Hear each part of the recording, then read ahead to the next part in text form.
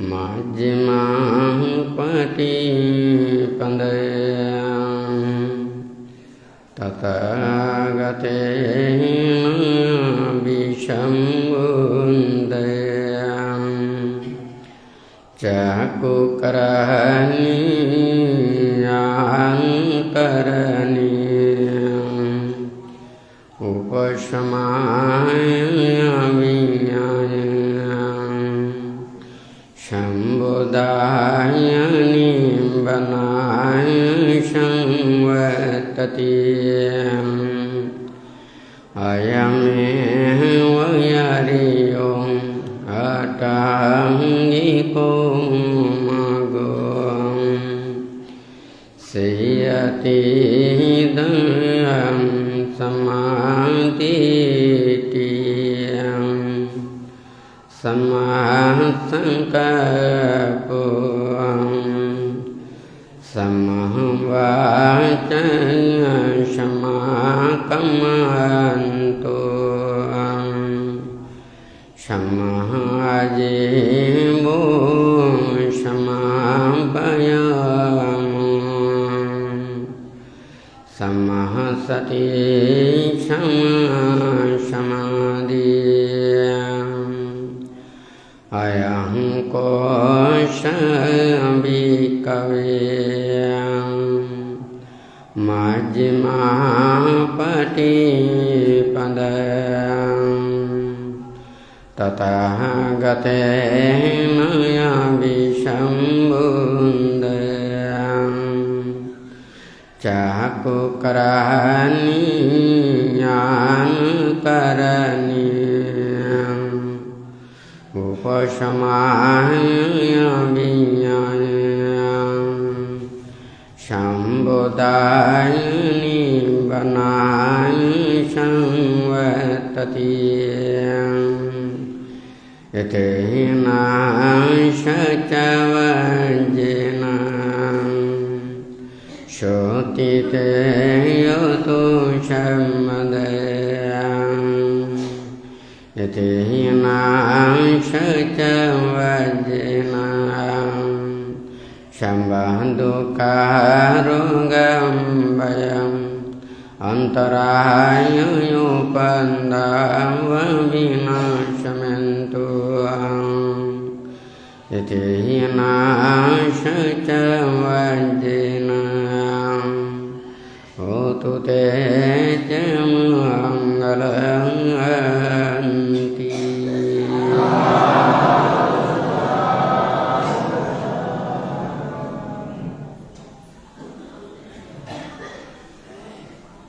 জন্মদিনের দিন বান্তে ধর্মচক্র প্রবর্তন সূত্রে বুদ্ধ যে বর্ণনা করেছেন চতুরার্য সূত্র এবং আর্যাষ্টাঙ্গিক মার্গ সম্পর্কে বুদ্ধ বর্ণনা করেছেন। বান্তে ওই দিন এই যে চতুরার্য সূত্র এবং আর্যাষ্টাঙ্গিক মার্গ কাদের জন্য, কারা ভাববে, উপলব্ধি করবেন, চিন্তা করবেন,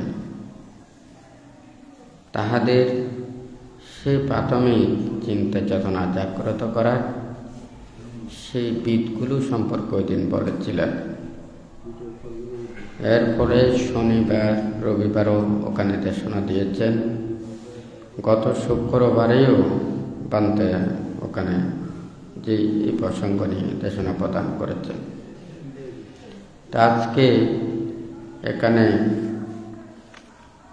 আবারও এখানে একই কথা নয়, বুদ্ধ এই বলেছেন চতুষ্ষাচ্ছা বিনিমুক্ত ধম্ম নামানার্থী, চতুরার্য সূত্র ছাড়া ওখানে কোনো ধর্ম নেই। অর্থাৎ বুদ্ধ 84,000 ধর্মস্কন্ধ যেখানে বর্ণনা করেছেন, এখানে প্রতিটা কথা উপদেশে এখানে এই চতুরার্য সত্যের কথাগুলো বলেছেন।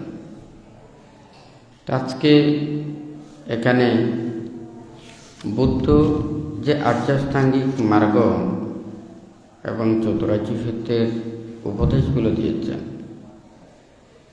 দেখুন এখানে শুধুমাত্র বললেই হবে না।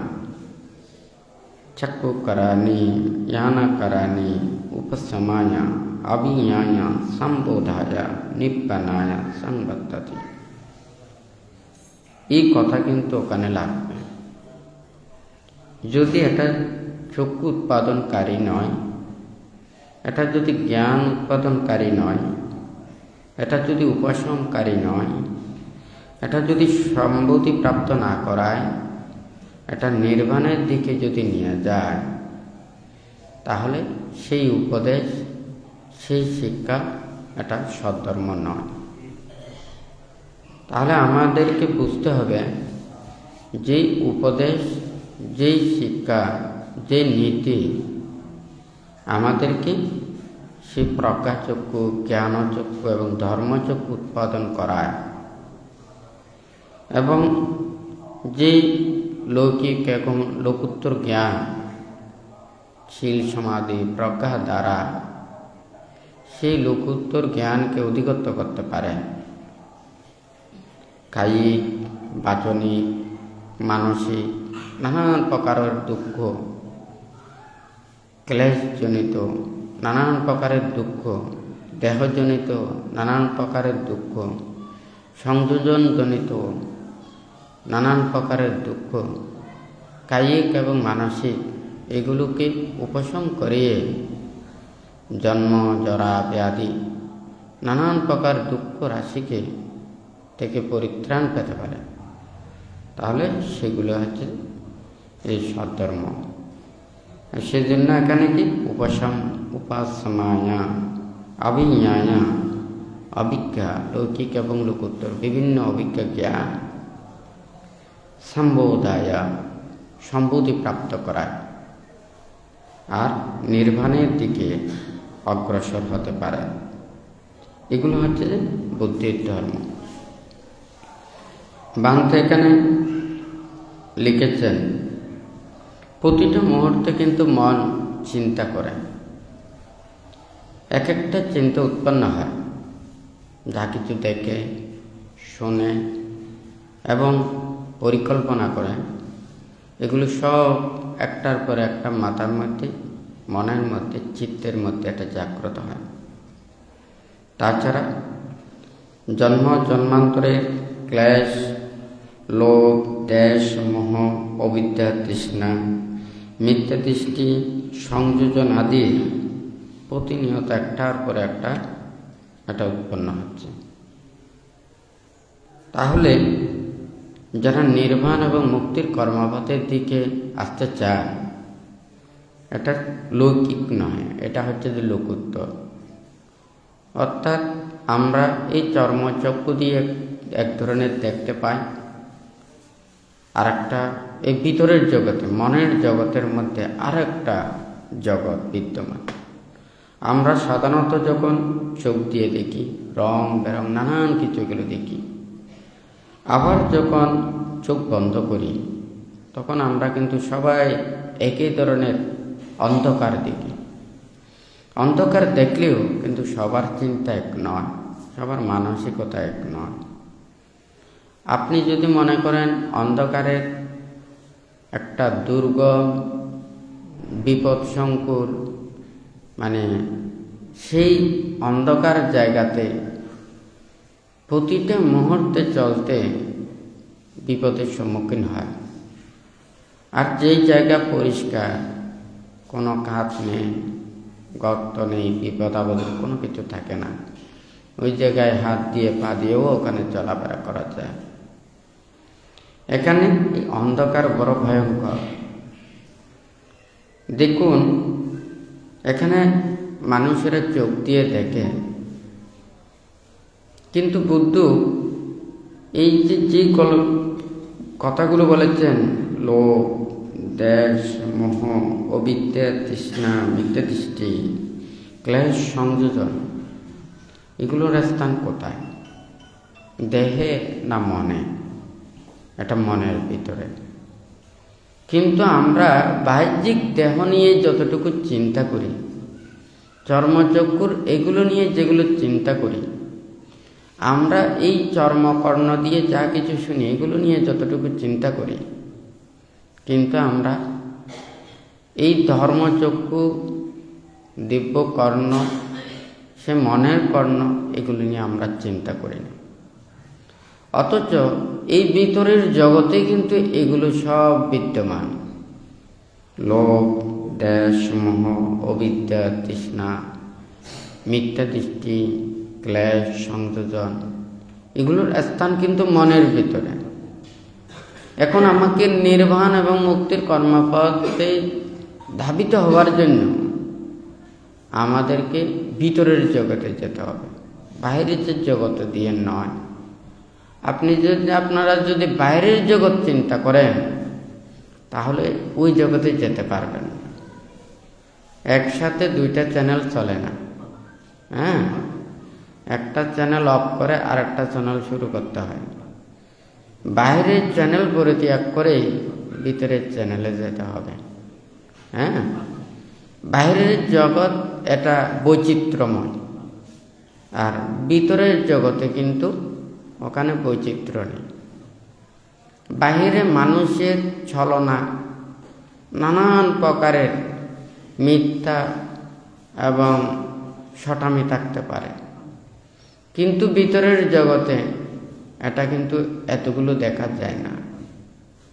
তো এখানে ভাবতে আজকে যেটা এই আর্য অষ্টাঙ্গিক মার্গের যে কথাটা বুদ্ধ বলেছেন, দেখুন, বৌদ্ধ জ্ঞান লাভের পর প্রথম দেশনা করেছেন চতুরার্য সূত্র এবং আর্য অষ্টাঙ্গিক মার্গ। সেই ধর্মচক্র প্রবর্তন সূত্রে এগুলো ছাড়া ওখানে আর এত বেশি কোনো দেখা যায় না। বুদ্ধ ওখানে প্রকাশ করেছেন, আমি চতুরার্য সূত্রকে যথাযথভাবে এটা ধারণ করেছি, এটা বারবার আমি পর্যবেক্ষণ করেছি, বারবার চিন্তা করেছি। কারণ এটা চিন্তা করে আমি যতক্ষণ না পর্যন্ত এটা বুঝতে পারি না, ততক্ষণ পর্যন্ত আমি নিজেকে স্বীকার করেছি, আমি এটা উপলব্ধি করতে পারি না। যখন এই চতুরার্য সত্যকে উনি উপলব্ধি করেছেন, এটা বারবার চিন্তা করে যখন জানতে পেরেছেন, তখন উনি প্রকাশ করেছেন। এই কথাটা ধর্মচক্র প্রবর্তন সূত্রে বুদ্ধ দেশনা করেছেন। এই চিত্তকে নিবদ্ধ করার জন্য, এটাকে জানার জন্য, এটাকে বোঝানোর জন্য, এটাকে মুক্তির কর্মপথে আনার জন্য আমি অনেক ত্যাগ করেছি, অনেক কষ্ট স্বীকার করেছি। হ্যাঁ, 6 বছর কঠোর ধ্যান করে উনি নিজেকে কায় ক্লিষ্টভাবে কত কিছু উনি কষ্ট সহ্য করেছেন, নিজের চিত্তকে শান্তি করতে পারে না। তখন উনি এই মধ্যম কর্মপথের কথাটা বলেছেন, আর্য অষ্টাঙ্গিক মার্গ। এটা সবার জন্য সবচাইতে সহজ কর্মপথ। কিন্তু অনেকেই এটা চিন্তা করে, এটা কি? আমরা যখন মুক্তির কর্মপথের কথা চিন্তা করি, ভাবি আমাদের কাজ কি, সারাদিন কাজ কি? হ্যাঁ, যারা সংসারে আবদ্ধ, ওদের বিরাম নেই, বিশ্রাম নেই। প্রতিটা মুহূর্তে তাহাদের এই কর্ম না করলে জীবন চলে না। দিনের মধ্যে কমপক্ষে 8 ঘন্টা কাজ করতে হয়। আবার দেখা যায় পরবর্তী দিন কি কাজ করবে এটার জন্য প্রিপারেশন করতে হয় নাকি না? আবার যদি রাত্রে বসে যদি ওগুলো যদি ও প্রস্তুতি না নেয়, দেখা যায় তারপরের দিনও কাজ যথাযথ করতে পারে না। এছাড়া পারিবারিক চিন্তা, ভবিষ্যৎ চিন্তা, সাংসারিক চিন্তা, কত প্রকারের। দেখুন, বিরাম নেই, বিশ্রাম নেই। দেহটাকে এক মুহূর্তে স্থির করার সেই সময়টুকু ওখানে নেই। এই দেহকে লালন পালন করার জন্য, সংসার এবং জীবনযাত্রাকে যথাযথভাবে রক্ষা করার জন্য এই 24 ঘন্টার মধ্যে যতক্ষণ সচেতন থাকে ততক্ষণ পর্যন্ত এই চিন্তা ছাড়া আর সময় নেই। হয় নাকি না? এখন তো বুদ্ধির নির্বাণ পদায়ক সত্য, এটা তো ভিতরের জগতে। আপনি তো ভিতরের জগতে যাবার সেই সুযোগটাই ওখানে পাচ্ছেন না। হ্যাঁ, সেই জন্য বুদ্ধ আমাদেরকে এই কর্মপাঠটা দিয়েছেন। এটা শুধু বসে থাকা নয়, নিজের মনটাকে পাহারা দেওয়া, দেহটাকে পাহারা দেওয়া। হ্যাঁ, যদি বাহ্যিক কর্ম যদি এটাই যদি মুখ্য হতো, তাহলে সবাই তো মুক্তির কর্মপথে আসতে পারত। বুদ্ধ এই কর্মপথ পরিত্যাগ করে মুক্তির কর্মপথে আসার জন্য এই কথাটা প্রথমে বলেছেন, ধোয়েমে বিক্ষোভে আন্তা পাব্বা জিতে না নাচে বেতাব্বা। অর্থাৎ যারা নির্বাণ এবং মুক্তির কর্মপথে আসতে চায়, দেখুন আপনারা যদি একটু করে চিন্তা করে দেখুন, হ্যাঁ, সংসারে আবদ্ধ হলে এই সংসার আবদ্ধের কারণে কতটি সংযোজন চিহ্ন হচ্ছে, হ্যাঁ, কতটি সংযোজন ওখানে বর্ধিত হচ্ছে, বন্ধন সৃষ্টি হচ্ছে। এখন ওখানে দেখা যায় সারা জীবন তার আর বিরাম নেই, বিশ্রাম নেই। হ্যাঁ, এগুলো যত সংসার বর্ধিত হচ্ছে, কর্ম, চিন্তা, চেতনা, মন, মানসিকতা, হ্যাঁ, এগুলো বর্ধিত হচ্ছে। একটা গাছ যেমন একটা শাখা প্রশাখা যত বর্ধিত হয়, এই গাছটা ভারী হয়ে যায়, ঠিক তদ্রুপ মানুষেরও এই সংসার জীবনে এটা হলে তো বর্ধনশীল। বুদ্ধ তখন দেখেছে যে কি, যদি আমি নির্বাণ এবং মুক্তির কর্মপথে যদি ওখানে যাই, তাহলে সংসার পরিত্যাগ করাটাই হচ্ছে একমাত্র সবচেয়ে সহজ কর্মপথ। কিন্তু সংসার ত্যাগ করা এটাও আর একটা কঠিন। ত্যাগ করতে না পারলে, ত্যাগ অনুশীলন করতে না পারলে, ধৈর্য, সহিষ্ণুতা, মৈত্রী, করুণা এগুলো না থাকলে, তাহলে তাহাদের জন্যও এটা কঠিন হয়। যারা লেখাপড়া করে, তার যদি ওখানে আর লেখাপড়ার কাজ দেয়, ওখানে কষ্ট লাগে না। আর যে লেখাপড়া পারে না, তাকে লেখাপড়া দেওয়া মানে এটা কাজের বোঝা চাইছে আরও বেশি বোঝা হয়, নাকি না? যেটা পারে না তার জন্য সেটা কঠিন হয়ে যায়। এখন নির্বাণ আর মুক্তির কর্মপথের দিকে আসতে চাইলে তাহাদের এই ত্যাগ, ধৈর্য, সহ্য, হ্যাঁ, ক্ষমা, মৈত্রী এগুলোকে বর্ধন করতে হবে। অর্থাৎ সাধারণ মানুষের যাহা কিছু এখানে চিন্তা, চেতনা এগুলোকে পরিত্যাগ করে লৌকিক আশা, আকাঙ্ক্ষা, প্রত্যাশা এগুলো সব পরিত্যাগ করতে হবে। কিন্তু আমরা কি এগুলো সবার কাছে এটাকে পৌঁছাতে পারবো? এটা খুবই কঠিন। প্রথমে বানতে চিন্তা করে আগে দায়ক, দায়িকা, উপাসক, উপাসিকা তাহাদের কাছে এই বুদ্ধির একটা উপদেশ, শিক্ষা, নীতি, এই মেসেজটা সবার কাছে পৌঁছতে হবে। আপনারা নির্বাণ চান কিংবা চান না, এটা আপনাদের বিষয়। আপনি নির্বাণে যাবেন নাকি না যাবেন, এটাও আপনার বিষয়। আপনি কি বুদ্ধকে শ্রদ্ধা করবেন নাকি করবেন না, এটাও আপনাদের বিষয়। কিন্তু বুদ্ধ যে নির্বাণ আবিষ্কার করেছেন এবং এই অহিংসা, মৈত্রী, ধর্ম মুক্তিকামী সত্যদের জন্য দিয়ে গেছেন, এটা সবার কাছে পৌঁছাতে হবে। হ্যাঁ, কিন্তু আমরা যদি সেটাই যদি পৌঁছাতে না পারি, এটা যদি বলতে না পারি, সবার কানে যদি এটা না যায়, তারা ভাববে কি করে? হ্যাঁ, একটা জিনিস আগে মানুষের হাতে পৌঁছতে হবে, মানুষের কাছে যেতে হবে, হয় নাকি না? বুদ্ধ তো ত্রিপিটকের মধ্যে এমন একটা কোনো কথা নেই, এমন কোনো একটা শিক্ষা নেই, এই বুদ্ধির উপদেশ শিক্ষাটা মানুষের কাছে যেতে পারবে না। সার্বজনীন যারা মুক্তি চায়, নির্বাণ চায়, সবার জন্য। তো এখানে সবাই হয়তো এটাকে বুঝতে পারবে না। বুদ্ধ হেতু বেদে বর্ণনা করেছেন, যারা হেতু পুদ্গল ওনারা জ্ঞান লাভ করতে পারবেন না। যেহেতু ওরা প্রতিবন্ধী, ইন্দ্রিয় বিকল, যারা দেহেতুক পুদ্গল, ওনারা প্রচেষ্টা চালাতে পারবেন, কিন্তু তারাও এই ধর্মকে উপলব্ধি করতে পারে না। আবার যারা ত্রিহেতুক পুদ্গল, সম্যক দৃষ্টি সম্পন্ন, ওনারাই একমাত্র এই মুক্তির কর্মপথে আসতে পারেন, যদি তারা কল্যাণ মিত্রদের সান্নিধ্য পায়। আর কল্যাণ মিত্রদের সান্নিধ্য না পারলে এটা তো সারা জীবনই শেষ। আজকে অনেকেই চিন্তা করে, আমরা তো জন্ম নিয়েছি মিথ্যার কাছে, আমরা জন্ম নিয়েছি পাপের কাছে, আমরা জন্ম নিয়েছি দুশীলের কাছে, আমরা জন্ম নিয়েছি অধর্মের কাছে। আমরা প্রতিরূপ দেশে জন্ম নিতে পারি না, প্রতিরূপ স্থানে জন্ম নিতে পারি না। তাই বলে কি মানব জীবনে নির্বাণ এবং মুক্তির কর্মপথে চলতে পারবে না, এমন কোনো কথা নেই। আমার জীবন বড় নাকি ধর্ম বড়, আমার নীতি বড় নাকি আমার জীবিকা বড়, এটা আমাকে চিন্তা করতে হবে। যারা এই জীবন চলার জন্য দুর্লভ মানব জন্ম লাভ করে এই মুক্তির সন্ধান না করে ওনারা এই সমাজ, গ্রাম, নানান কিছু এগুলো নিয়ে চিন্তা করে, তাদের কোনো লাভ নেই।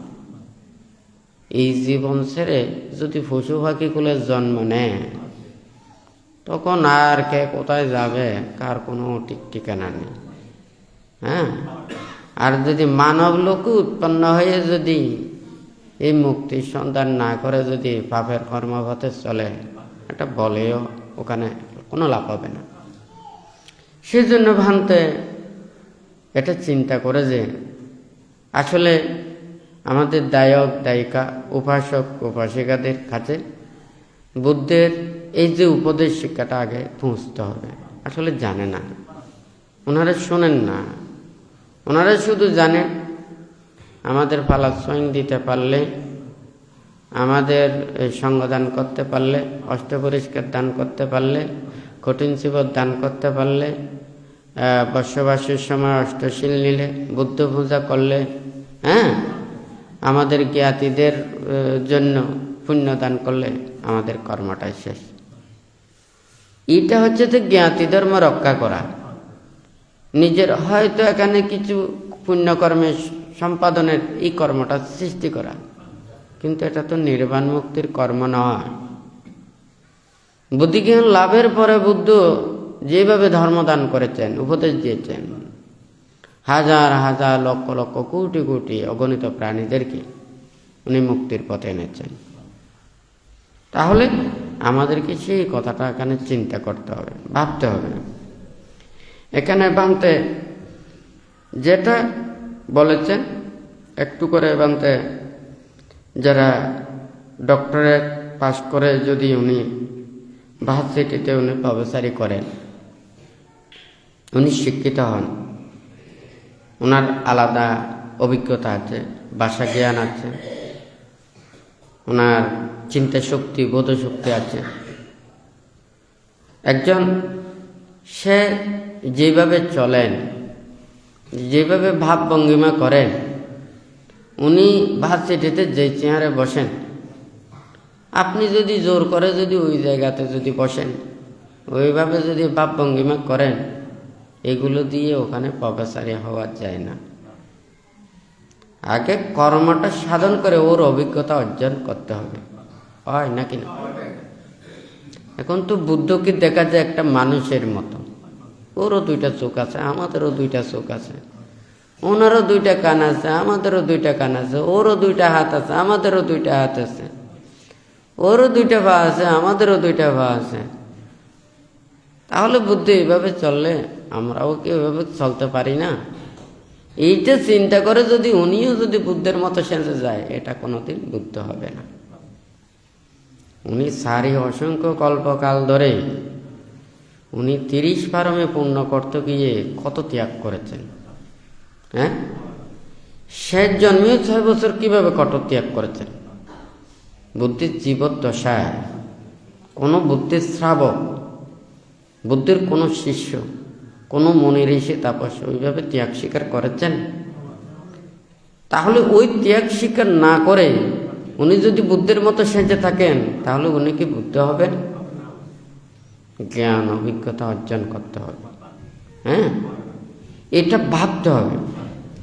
এখানে ভাবাটা, মনে করেন চোখ বন্ধ করে সবাইকে বসায় রাখা যায়, কিন্তু চোখ বন্ধ করলে বসে থাকলে তো হবে না, ওর মনটাকে সবসময় কন্ট্রোল করতে হবে। হ্যাঁ, মনে যে এক একটা উৎপন্ন হচ্ছে, হ্যাঁ, লোভ, দেশ, মোহ, হিংসা, বিদ্বেষ হয় নাকি না, মিথ্যা দৃষ্টি তথা এই যে অশ্রদ্ধা, অভক্তি, অবিশ্বাস, নানান ধরনের এগুলো উৎপন্ন হচ্ছে, যে এগুলোকে আগে মন থেকে বিদূরিত করতে হবে। হ্যাঁ, এগুলো যদি দূরীভূত করতে না পারে, তখন কিন্তু ওখানে আর ভাবনা হবে না।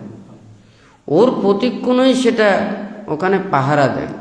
হ্যাঁ, মনকে পাহারা দেন। দেখুন তো, এটা বুদ্ধের সমকালীন আমাদের ভিক্ষু সামন তথা এই বুদ্ধ প্রমুখ ভিক্ষু সংঘরা কীভাবে জীবন অতিবাহিত করেছেন। ওনারা প্রত্যেকেই অষ্টপরিষ্কার সাথে রেখেছেন। বুদ্ধ এটাকে, দেহটাকে রক্ষা করার জন্য এগুলো বলেছেন। উনি এগুলো নিয়ে সকালে পিণ্ডচারণ করে, উনি পিণ্ড গ্রহণ করে, যার যার যে জায়গাতে ওখানে ধ্যান করে, অবস্থান করে, হ্যাঁ, কৃতকর্ম এগুলো সেরে, হ্যাঁ, তখন সন্ধ্যা যখন হয়ে যায়, সবাই নীরব নিস্তব্ধ, যার যার ধ্যানে সবাই রত। শত শত হাজার হাজার ভিক্ষু সমান, কোনো সারা শব্দ নেই, কেউ কোনো ওখানে দ্বন্দ্ব নেই, হ্যাঁ, কোনো বাড়াবাড়ি নেই। যার যার জ্ঞান সে নিজেই নিজেকে দর্শন করবে, নিজেই সত্যগুলো নিজেকে উপলব্ধি করবে। যার যত বেশি আশা, আকাঙ্ক্ষা, প্রত্যাশা, নানান কিছু এগুলো থাকলে সে স্থিরভাবে থাকতে পারবে না, সে অস্থির হয়ে যাবে, বিক্ষিপ্ত হয়ে যাবে, চঞ্চল হয়ে যাবে। তখন যখন এইভাবে ত্যাগ অনুশীলন করে ওনারা আস্তে করে জীবন অতিবাহিত করেছেন। যে যতটুকু জ্ঞানের অধিকারী করতে পেরেছে, যে যত বেশি ত্যাগ করতে পেরেছে, যে যত বেশি নিজেকে সংযত করতে পেরেছে, সে তত বেশি নির্বাণের কাছে যেতে পেরেছে। আজকে আমাদের দায়িকা উপাসক উপাসিকা, আপনাদের এটা বুঝতে হবে, জানতে হবে। আপনারা দান ধর্ম পুণ্যকর্ম করেন, এটা ভালো। আপনারা এগুলো করতে গিয়ে যদি আমাদের ধ্যান ভাবনা, শীল সমাধি প্রজ্ঞা, আমাদের নীতি এগুলো যদি আমাদের না থাকে, আপনাদের লাভটা কোথায় হবে? বলি, আপনারা পুণ্যের জন্য আছে অনুত্তর পুণ্যক্ষেত্র ভিক্ষু সংঘ। ওটা হচ্ছে জমি, হচ্ছে যে ফসলের ক্ষেত্র নেই, আর ভিক্ষু সংঘ হচ্ছে যে পুণ্যের ক্ষেত্র। ঠিক আছে? জমিটা যত উর্বর থাকে, ওখানে যে ফসল ফলটা তত বেশি পায়, পর্যাপ্ত পরিমাণে পায়, যথাযথ পায়। আর যদি মনে করেন জমিটা উর্বর না হয়, অনেক কষ্ট করে ফসল ফলাতে হয়, তা আপনারা তো চাইবেন মানে শূন্য ফসলটা বেশি লাভ করার জন্য। তাহলে পুণ্যক্ষেত্র যত শীলবান, সমাধিপরায়ণ, প্রজ্ঞাবান, শীল সমাধি প্রজ্ঞায়, হ্যাঁ, যত উন্নীত হবে, তাহাদের চিত্ত সমাধিস্থ করে রাখতে পারে, ধর্মত জীবন আচরণ করতে পারে, নীতিতে থাকতে পারে, তাহলে এটা তত বেশি পুণ্য লাভের অধিকারী হবে, হয় নাকি না? তাহলে এটা তো সবাইকে চিন্তা করতে হবে। আমরা যদি শুধু পান্তারা বলি, আপনারা দায়িকারা যদি না শুনেন, তাহলে এটার মধ্যে মানে দুইটা কর্মভাতের ভিন্নতা আসবে।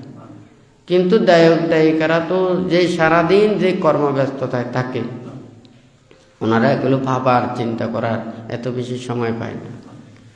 শুধু হয়তো যেটা নির্দেশনা দেয় এইটা ছাড়া আর অন্য সময় পায় না, এটা ভাবতে হবে। এই কিছুক্ষণ আগে বলেছি না, 24 ঘন্টার মধ্যে বেশিক্ষণ সময় পায় না। সংসারের কথা, জীবন জীবিকার কথাগুলো চিন্তা করতে করতে সময় শেষ। তা আপনি বাইরের জগতেই তো মনটা থাকতেছে, ভিতরের জগতে ঢুকতেছে না। এটা চোখ বন্ধ করে ভিতরের জগতে যেতে হবে, ওটা আর একটা জগৎ। আপনি যদি পুরো ত্রিপিটকও যদি মুখস্থ করে আপনি বাহিরের জগতে বিচরণ করেন, তাহলে ভিতরের জগতে যেতে না পারলে আপনি ক্লেশ মুক্ত হতে পারবেন না, লোকোত্তর জগতে যেতে পারবেন না। এটা আর একটা জগৎ, এই জগৎ ত্যাগ করে ওই জগতে যেতে হবে। এটা তো বাংলা ভাষাভাষীর জন্যও তো এটা বলা যায় লোক উত্তর, লোকোত্তর। হ্যাঁ, লৌকিক জগৎ থেকে উত্তরণ হয়ে অন্য জগতে বিচরণ করতে হবে। অর্থাৎ 31 প্রকার লোকভূমিতে মন চিত্ত বিচরণ করতে পারবে না, তাহলে লোকের মধ্যে বিদ্যমান থাকবে। সে যখন 31 প্রকার লোকভূমির ভিতরে এগুলি সম্পূর্ণ পরিত্যাগ করে উনি যখন সে আধ্যাত্মিক এবং পারমাত্মিক বিষয় নিয়ে ভাববেন, 37 প্রকার বোধিপক্ষীয় ধর্মকে যথাযথভাবে এগুলো ভেবে এই লোভ দেশ মোহকে ধ্বংস করে উনি আসবক্ষ জ্ঞানের কর্মপথে আসবেন, তখনই ওনার সেটা ভাবিতে হবে। মহাসাতিপাট্টান সূত্রই ওখানে বলেছেন, না চ কিঞ্চি লোকে উপাদিয়াতি এবং পিকো ভিক্ষবে ভিক্ষু খাইয়ে কায়ানুপাসী বিহারতি। হ্যাঁ, মানে ওর স্মৃতি এমনই হতে হবে, এটা আর বাহ্যিক কোনো কিছু জগতের মধ্যে সে চিন্তা করবেন না। উনি মনটাকে দেহের মধ্যে রাখবেন, বেদনায় রাখবেন, চিত্তে রাখবেন, ধর্মে রাখবেন, এবং এই অনিত্য দুঃখ অনাত্মা এগুলোকে দর্শন করে প্রতিক্ষণ সে উদয় বিলয় এগুলোকে দর্শন করে অনাসক্তভাবে বিহার করেন। বুদ্ধ তো ওখানে খুব সুন্দরভাবে ব্যাখ্যাটা করেছেন, কিন্তু আমরা এগুলোকে বুঝতে চেষ্টা করি না, জানতে চেষ্টা করি না, ভাবতে চেষ্টা করি না। মানে ভাবনা হচ্ছে যে ভাবা, আমি কি ভাববো? হ্যাঁ, আমাকে ভাবতে হবে। তো আমার কাজ করতে হলে তো কাজেরও তো একটা আনুষঙ্গিক জিনিসপত্র লাগবে। এই জিনিসপত্র না থাকলেও তো সে কাজ করতে পারবে না। আপনি কি ভাববেন? হ্যাঁ, মনে নানান কিছু আসতে পারে, তখন এইগুলোকে অতিক্রম করার জন্য বুদ্ধির সময় বুদ্ধ সরাসরি ওনাদেরকে উপদেশ দিয়েছেন। দায়ক দায়িকা উপাসক উপাসিকারা যখন বুদ্ধির এই উপদেশগুলো, কথাগুলো, ত্যাগের কথাগুলো, বুদ্ধির বাণীগুলো, বুদ্ধির এই ভিক্ষু সামনরা ত্যাগ অনুশীলন করে ওনার কথাগুলো ভেবে ওনাদের মুক্তির কর্মপথে কত ত্যাগ, কত ধৈর্য, হ্যাঁ, কত তাহাদের ক্ষমা, ওনাদেরকে আঘাত দেন, ওনারা আঘাত দেন না, কারো অনিষ্ট কামনা করেন না, কারো ক্ষতির কামনা করেন না, কাউকে দুঃখ দেন না। হ্যাঁ, ওনারা কর্ম এবং কর্মফলকে স্বীকার করে কোনো প্রতিবাদ নেই, কোনো হিংসা নেই, কোনো বিদ্বেষ নেই, কোনো প্রতিদ্বন্দ্বিতা নেই। সব কিছুর প্রতিদ্বন্দ্বিতা আছে, কিন্তু নির্বাণের প্রতিদ্বন্দ্বিতা নেই। যে তত বেশি নির্বাণের দিকে যাবে সে তত বেশি শান্ত হয়ে যাবে, সে ধীর স্থির ভদ্র হয়ে যাবে। কিন্তু যদি নির্বাণ এবং মুক্তির কর্মপথে গিয়ে যদি আবার উল্টো হয়ে যায়, তাহলে এটা তো হয় না। একটা রোগ যখন পূর্ণাঙ্গভাবে মানে উপশম হয়, এটা আবার পুনঃ উৎপন্ন হয় না। এটা যদি আবার বারবার উৎপন্ন হয়, জানতে হবে, বুঝতে হবে এটা নির্মূল হয় নাই। হ্যাঁ, এটার মূল রয়ে গেছে। এখানে নির্বাণ এবং মুক্তির কর্মপথে এসে আজকে বদ্রের মতো হয়ে গেলেন, আজকে শান্তর মতো হয়ে গেলেন, আজকে শান্ত দান্ত সমাহিত ভদ্র।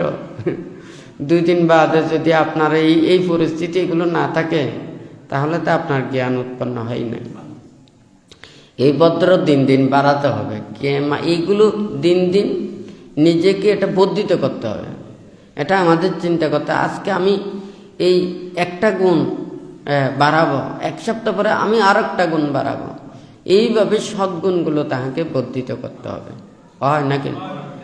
তাহলে এইভাবে বর্ধন করতে করতে সে আয়ত্ত করতে করতে যখন আয়ত্ত করার কোনো কিছু থাকবে না, আবার এইদিকে ত্যাগ করতে করতে যখন ত্যাগের কোনো কিছু থাকবে না, সদ্গুণগুলো লাভ করতে করতে আর সদ্গুণগুলো লাভের কোনো কিছু থাকবে না, তখন মনে করতে হবে যে আমার দিন দিন অগ্রগতি হচ্ছে, আমি নির্বাণ এবং মুক্তির কর্মপথে যাচ্ছি। আবার যদি নিচের দিকে নেমে যায়, তাহলে তার মুক্তির কর্মপথে নয়। তো বানতে চাই যারা দায়ক দায়িকা, উপাসক উপাসিকা, আপনাদেরকে এগুলো ভাবতে হবে, চিন্তা করতে হবে। যত সময় চলে যায়, যত মুহূর্ত চলে যাচ্ছে, একটা দুর্লভ মানব জীবনের মুক্তির কর্মপথের এক একটা সময় চলে যাচ্ছে, হয় নাকি না? তাহলে যে যতটুকু সম্ভব, যার যতটুকু আছে, যে যতটুকুতে আছেন, ততটুকুতে ধর্মত জীবন আচরণ করে নিজেদেরকে এই মুক্তির কথা ভেবে ধীর স্থির শান্ত হয়ে শীল সমাধি প্রজ্ঞার কর্মপথে চললে আপনাদের আর এত বেশি দুঃখ থাকবে না। আজকে মানুষের মধ্যে মানুষের যদি এমনি দেখা যায়, সবাই হাসি মুখে বলে ভালো আছি ভালো আছি, কিন্তু আসলে দুঃখের ভরে দুঃখ। কেউ এই দুঃখকে অনুভব করছে না, চিন্তা করছে না, ভাবছে না। অথচ এই দুঃখ থেকে পরিত্রাণ পাওয়ার জন্য এত বেশি কোনো এই চিন্তাটাও ওখানে নেই। এখন মানুষ আজকে ভালো, কালকে দেখা যায় যে ওর মৃত্যুর সংবাদ শোনা যায়, হঠাৎ স্ট্রোক করে মারা যায়, অথচ সুস্থ মানুষ। আরেকজন ক্যান্সার রোগী, ও মাসকে মাস কয়েক বছর ধরে ও পরে থাকলে ওর কোনো মৃত্যুর খবর শোনা যায় না, হয় নাকি না? এখানে সব চাইতে হচ্ছে যে আমাদের মানসিক অস্থিরতা, টেনশন, দুশ্চিন্তা, নানান প্রকারের এই যে মানুষের যা কিছু হচ্ছে, এমন এখানে কোনো কথা নেই যে এত লক্ষ টাকা থাকলে সে সুখী, এত কোটি টাকা থাকলে এক খুশি। এই টাকা পয়সা দন দৌলত দিয়ে সুখ মাপা যায় না, হয় নাকি না? কারণ সুখ মাপার এগুলো কোনো যন্ত্র নয়, এগুলো আমাদের জীবন জীবিকার একটা পাথেয়, এটা জীবন জীবিকার একটা মাধ্যম, একটা শান্তিতে বা সুখে চলার জন্য এটা আমাদেরকে সহায়তা করে। কিন্তু এটা সুখ শান্তির জন্য কোনো মাপকাঠি নয় এই পার্থিব জগতের এগুলো। বুদ্ধ সেই জন্য এই নির্বাণ এবং মুক্তির কর্মপথে শিক্ষা দেয়। উনি বলেছে যে তুমি যদি নির্বাণ এবং মুক্তির কর্মপথটা চাও, তাহলে এই লৌকিক সমস্ত কিছু অহংকার পরিত্যাগ করে আমাদের পরমাত্মিক জগতের মধ্যে আসতে হবে। একজন যিনি শুধুমাত্র পঞ্চশীল পালন করেন, তাহারও একটা বিশ্বাস আছে, তাহারও শ্রদ্ধা আছে, তারও ভক্তি আছে, কিন্তু যার পঞ্চশীল নেই, BA pass, MA pass, doctorate pass, যতই ভর্তি হোক না কেন, হয় না কেন, সে অন্যায় করবে, অপরাধ করবে, মিথ্যা কথা বলবে, চুরি করবে, হয় না কেন, অন্যায় অপরাধ এগুলো করতে পারে। তাহলে লোভ, দেশ, মোহ, হিংসা, বিদ্বেষ এগুলো থাকতে পারে, হয় নাকি না? তাহলে ওখানে দেখা যায় এগুলো নির্বাণ এবং মুক্তি কর্মপথের অহংকার নয়। সেজন্য বুদ্ধ পার্থিব জগতের এগুলো সমস্ত কিছু পরিত্যাগ করে ওনাদেরকে প্রতিক্ষণ নিজের দেহ মনটাকে রক্ষা করার জন্য এই চতুরার্য সত্য, এটা হচ্ছে যে ও ভাববে, উপলব্ধি করবে, আর এই আর্য অষ্টাঙ্গিক মার্গ কর্মপথটা হচ্ছে যে ও চলার কর্মপথ। এই দুইটা প্রব্রজিতদেরকে সর্বপ্রথমে বুদ্ধ দিয়েছে। তোমরা কি উপলব্ধি করবে? চতুরার্য সত্য উপলব্ধি করবে। কোন পথে চলবে? এই আর্য অষ্টাঙ্গিক মার্গ কর্মপথে চলবে। এই দুইটা দিয়ে তোমরা শুরু করো, তোমাদের কাছে অন্য কোনো কিছু নয়। এইগুলোকে যখন তুমি করতে যাবে, তখন তোমাকে আস্তে আস্তে 37 প্রকার বুদ্ধিপক্ষীয় ধর্ম, 84,000 ধর্ম স্কন্ধ তথা এই নির্বাণ পদায়ক সব কিছু আস্তে আস্তে এগুলো ওরা আয়ত্ত করবে। তো যাই হোক, আজকে আপনারা যারা সমবেত হয়েছেন, তো আপনাদের প্রত্যেকেরই এটা চিন্তা করতে হবে। আমরা দুর্লভ মানব জন্ম লাভ করেছি, এই দুর্লভ মানব জন্ম লাভ করে সেই নির্বাণ পদায়ক তথাগত বুদ্ধির সে অমৃত বাণী আমরা শুনতে পাচ্ছি, এই কর্মপথে চলতে পাচ্ছি। এটা যখন আবার হারিয়ে যাবে, আবার কোন জন্মে আবার মানব লোকে আসবে, কল্যাণ মিত্রের সান্নিধ্য পাবে, বুদ্ধির এই বিরাগ ধর্মের কথা, ত্যাগ ধর্মের কথা, মুক্তির কথা শ্রবণ করবে। আর এই কথাগুলো না পেলে, এই শব্দগুলো না পেলে, এই উপদেশ না পেলে ওনার বিরাগ উৎপন্ন হবে না, ত্যাগ উৎপন্ন হবে না। আপনাদেরকে যদি করুণ কথা বলি আপনাদের চোখে পানি আসবে, হয় না? আবার যদি মনে করেন হাসি ঠাট্টার ওগুলো যদি রসিকতা কমেকগুলো বলে তাহলে সবাই হাসবে, হয় নাকি না? কিন্তু নির্বাণ এবং মুক্তির কর্মপথের এগুলো হাসি ঠাট্টা, আনন্দ, কান্না, বেদনা এগুলো নয়। এটা মন চিত্ত স্থির কারক। হ্যাঁ, মানে মন চিত্তটা যাতে কোনো দিকে রমিত না হয়, সে দৃঢ় হয়, স্থির হয়।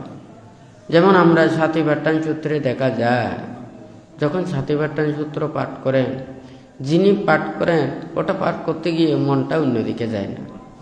হ্যাঁ, তখন অন্যদিকে মানে একটা নৌকা বা কোনো কিছু জিনিস পানির স্রোতে যখন পড়ে, তো স্রোতে যেমন মানে সেটাকে খুব দ্রুত এখান থেকে অন্য জায়গায় নিয়ে যায়, অতি সহজে ওটা যেমন স্রোতের টানে চলে যায়, সমস্ত বাধা ওগুলো অতিক্রম করে যায়, ঠিক তদ্রূপ ওখানে স্মৃতিও যখন তার চিত্ত ওখানে একদিকেই মনোনিবেশ থাকে, একাগ্রতা সৃষ্টি হয়, তখন স্থির থাকে। এই বুদ্ধির উপদেশ শিক্ষা নীতিগুলো আমাদের চিত্তকে এইভাবে শান্ত শান্ত সমাহিত করবে। তাহলে এই যে কায়িক ক্লেশজনিত দুঃখ এবং মানসিক অশান্তি, রোগ শোক ভয় উপদ্রব, এগুলো আমাদের প্রত্যেককে যেভাবে তাড়িত করছে, তো এগুলোকে অতিক্রম করার জন্য এই আজকে লোভ দেশ মোহ উত্তপ্ত এই পৃথিবীকে শান্ত করার জন্য বুদ্ধির এই অহিংসা মৈত্রী বাণী ছাড়া কোনো দিন এটা মানুষ আসলে শান্তি লাভ করতে পারবে না। এই যদি একটা আমাকে আঘাত করে, আমিও যদি তাকে আঘাত দিবার কথা চিন্তা করি, সে আমার অনিষ্ট কামনা করছে, আমিও তার অনিষ্ট কামনার যদি চিন্তা করি, সে একটা দিতে চাইলে আমি দুইটা যদি দিবার জন্য চিন্তা করি, তার প্রতি আক্রোশ বিদ্বেষ প্রতিহিংসা এগুলো যদি বৃদ্ধি পায়, এটা তো দিন দিন এটা উত্তপ্ত হবে। এখানে আগুন জ্বলতেছে, তার মধ্যে যদি আরো যদি এখানে আগুনের উপাদান দেয়, হ্যাঁ, ওখানে তেল মোবিল দিলে এটা বর্ধিত হবে, হয় নাকি? তাহলে এটা কি শান্ত করা যায়? তাহলে ওখানে শান্ত করা যায়, তাহলে মানুষেরা ক্ষমা মৈত্রী ধৈর্য এগুলো আমাদের থাকতে হবে, হয় নাকি? যারা ধর্ম পায়, ধর্মপ্রাণ, ধর্মকে রক্ষা করে, তাহাদেরকেও একত্রিত হয়ে চলতে হবে।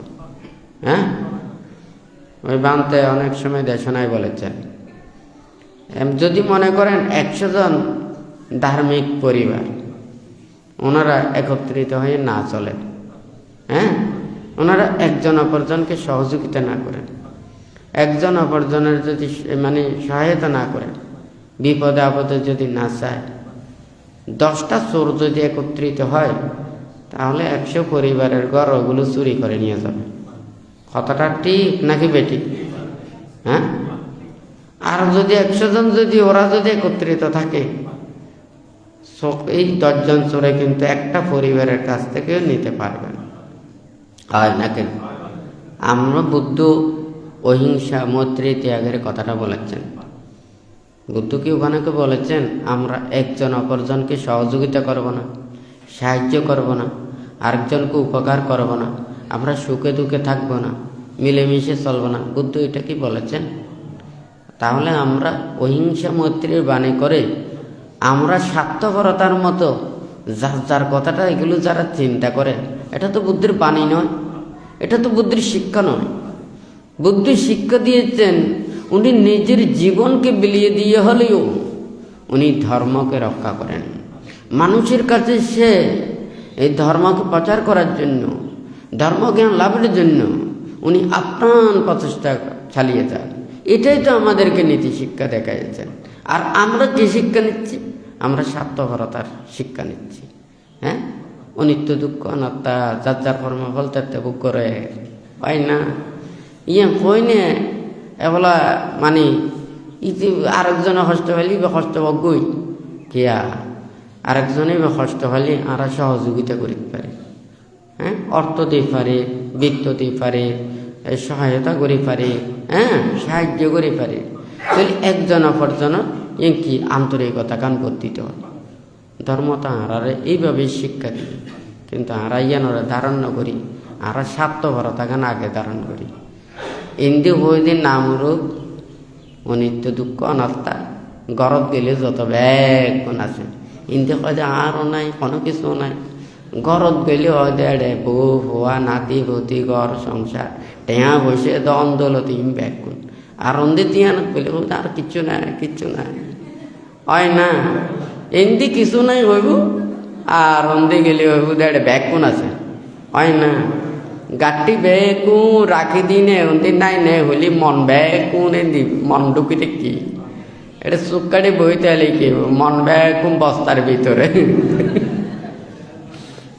যাই হোক, এটা ওনারা বেকুনে চিন্তা করিবেন, ভাবিবেন আসলে এই লোকোত্তর জগতের মধ্যে যদি চাইতে চায় এই লৌকিক জীবন বেকুম পরিত্যাগ করা পারিব। চোখ মেলিলি অত্যাচার, অবিচার, অনাচার, মিথ্যাচার এই শুধু দেখতেই চাইবেন, হ্যাঁ। এই তো মুক্তি বুদ্ধ উজ্ঞান একঙ্গে দর্শবুদ্ধ উদিত হইলেও সম্ভব না, হয় না। ভোল্টেজ বাড়া দিলে একেবারে ফুরি যাবে। তো ওই বেশি আস্তে আস্তে দিলে তো অন্তত ন ফুরিয়ে নিয়ে ধরলে হন যাবে, হয় না। এত জোরে দিয়ে দেবো একদম ফুরি যাবে। তো দর্শবুদ্ধ তো একঙ্গে নোয়াইব, উগ্রবুদ্ধ আইব দে এই উগ্রবুদ্ধরই কোনো হজম করি না পারবে, হয় না। এটা দর্শবুদ্ধ দিয়ে কী করিব, ঋণ এখনো লাভ নাই। তো যাই হোক, কারা মানুষের মধ্যে এই চেতনা গান ইয়ান তাহা করিব বেগ কোনতন পান্তে সাথ দেখি আরারে দায়ক দেয় কেউ উপাসক উপাসিকা বেগ কোনো আরারে শত্রু হইতে আদি দে ধর্মশাসনের এতিকা হাজ করে। আরা কি এত বেশি কি আরা কি স্বার্থপর, হ্যাঁ। আরা শুধু খাই দেয় আরাম গজ্জুম যেন মনে হেন গজ্জুম অনারার কোনো সুখ শান্তি মঙ্গল কল্যাণ ইউ চিন্তা নকরি না যদি শুধুমাত্র নিজে স্বার্থপরতার চিন্তা করে, তৈলে তো নির্বাণ মুক্তির কর্মপতন মধ্যে প্রথম একবার আঘাত পাই দেবে, হ্যাঁ। অনারা স্বার্থ লইনে দিনে রাইতে দুমরণ, হ্যাঁ।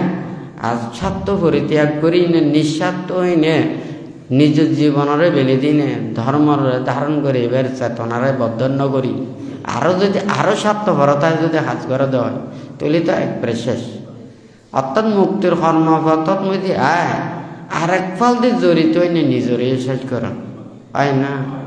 তো যাই হোক, ব্যাগ কোনে ওনারা ধর্ম চিন্তা করিবেন, ভাবিবেন, সময় যদি যাই গই তার অনেকে তোয়াই না ভাইবেন, হ্যাঁ। মানে মানুষের সন না ছোট হওয়ার তনিতে এড়ে বুড়ো পর্যন্ত ব্যাগ মানুষ আছে, বয়স্ক মানুষ পর্যন্ত আছে, হয় না। ছোট হল তো কোনো চিন্তা নাই, ইন দেখাও দাও ঘুরে, হ্যাঁ। ইয়ার তো আস্তে আস্তে বড় হইলে হঠিক চিনতে চেতন ওনারা দেখুন যেতে বৃদ্ধ হইতে বুকে গাটা যেতে ব্যথা জ্বালা যন্ত্রণা ব্যাগুন আর মুখ দিয়ে আসছে হয় না, কথা ঠিক আছে না। তৈলি এখন গুরুত্ব নীতি বুড়ো পর্যন্ত ব্যাগ কোনে দেখে, কিন্তু একখানা করে চিন্তা করেন না, হ্যাঁ। জিয়ানের লইনে এই এতিকেন সূর্য বেইনের তুনতি সন্ধ্যা পর্যন্ত নিকে দেখির, হ্যাঁ।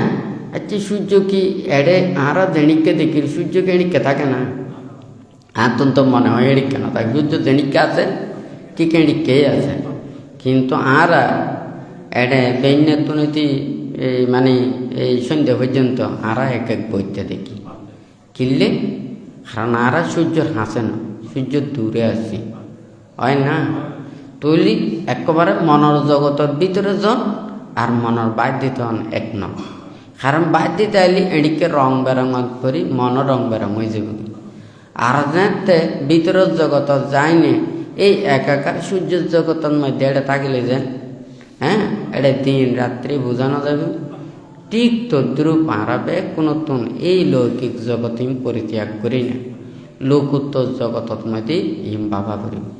আর যদি বাবিত ভাড়া দেওয়া হয় তাহলে তারাই একমাত্র মুক্তির পতন মেতে আসতে পারে।